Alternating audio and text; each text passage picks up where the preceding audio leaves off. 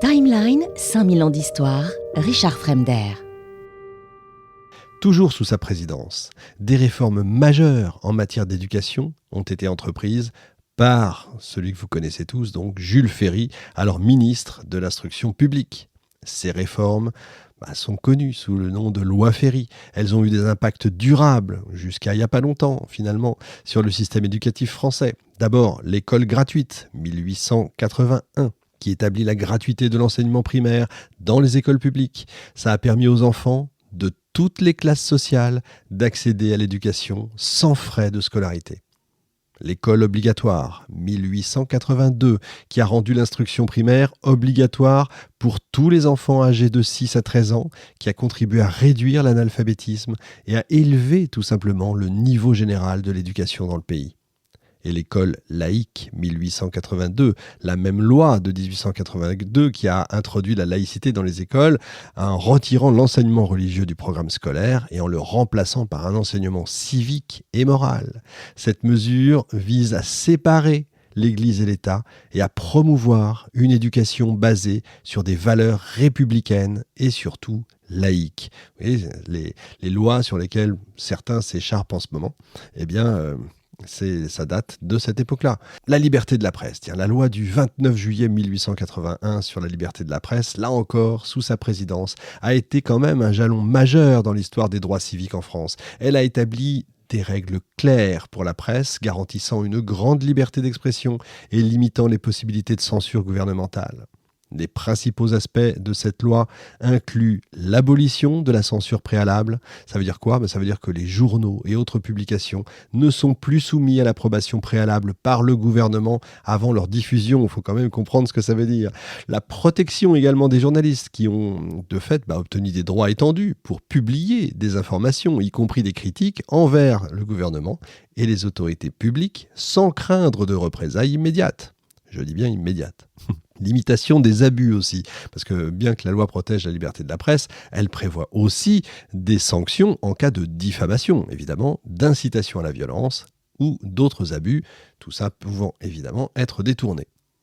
Concernant l'expansion coloniale, sous sa présidence, la France a également continué à étendre son empire, je le disais, son empire colonial. Cette expansion a été motivée par des intérêts finalement économiques, stratégiques, parfois aussi civilisationnels. Quand on lit Jules Ferry, c'est civilisationnel, selon des doctrines de l'époque, bien entendu. Comme exemple notable, on va citer la Tunisie, j'en ai parlé tout à l'heure. En 1881, la France va y établir un protectorat par le traité de Bardo qui renforce sa présence en Afrique du Nord. L'Afrique de l'Ouest, où la France étend son influence avec la colonisation de territoires comme le Sénégal, la Côte d'Ivoire. L'Indochine française, dont la consolidation s'est quand même poursuivie avec l'annexion du Tonkin et de l'Annam au Vietnam, qui renforce la présence française en Asie du Sud-Est. Et puis, c'est pas neutre, la gestion de la crise boulangiste. C'est vrai que j'en ai pas tellement parlé, qui a été quand même l'un des défis politiques majeurs de la fin de la présidence Grévy. Un épisode, j'ai quand même parlé de son affrontement avec Boulanger, évidemment, le général. C'est un épisode important de l'histoire politique française de cette fin de siècle. Le général Boulanger, vous savez, populaire pour ses idées extrêmement révisionnistes, nationalistes, qui a eu beaucoup de soutien parmi les mécontent du régime républicain, là il prenait tout le monde, et la crise est survenue dans une période quand même d'instabilité politique majeure de cette République, des scandales politiques, insatisfaction croissante envers le régime parlementaire. Je ne vous ai pas parlé de l'ensemble, parce que je ne voudrais pas que l'émission fasse trois épisodes, je voulais vraiment 2 épisodes, parce qu'il s'agit vraiment de vous parler de l'homme politique, pas uniquement de la France autour. Ça, on a d'autres émissions, on pourra faire d'autres émissions pour ça, mais j'aime bien qu'on fasse, pour faire tous les présidents, c'est pas simple, on peut pas tout dire. Donc c'est un peu le bazar. Il a été nommé ministre en 1886, il va gagner en popularité grâce à ses réformes militaires. Son attitude donc face à l'Allemagne, comme je vous ai raconté, l'attitude nationaliste va pas lui faire du bien, évidemment. Il va prôner toujours un programme populiste qui va mêler nationalisme, révisionnisme constitutionnel, promesses de réforme sociale, c'est « je promets, demain on rasera gratis, etc. Ce mouvement va attirer quand même des soutiens divers et variés, qui va des monarchistes aux socialistes, c'est-à-dire vraiment on ratisse à peu près tout le monde, tous ceux qui veulent venir, ceux qui même me suivent. C'est un peu ça l'idée. Le boulangisme, c'est le populisme par excellence, et pas forcément dans sa meilleure version, si vous voulez.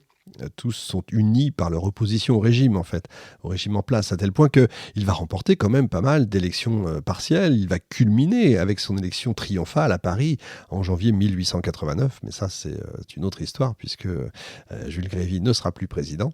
Et ces succès vont menacer directement la stabilité de la République. Certains de ses partisans vont l'encourager même à tenter un coup d'État. Et même si Grévy, là on est en dehors de notre émission, mais je peux vous en dire quand même 2-3 mots, même si Grévy a démissionné avant le paroxysme de la crise, les Républicains ont finalement réussi à marginaliser en fait Boulanger, en utilisant notamment des moyens légaux pour le poursuivre et le contraindre à l'exil en Belgique.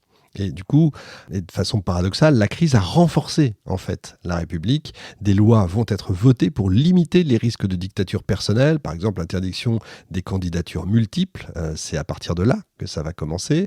Je ne vais pas non plus entrer dans les détails, je ne voudrais pas qu'on sorte du sujet, mais je ne vais pas non plus vous laisser sur votre faim, c'est évident. Le boulangisme est souvent considéré comme un précurseur des mouvements populistes et anti-parlementaristes et anti-parlementaires des XXe siècle.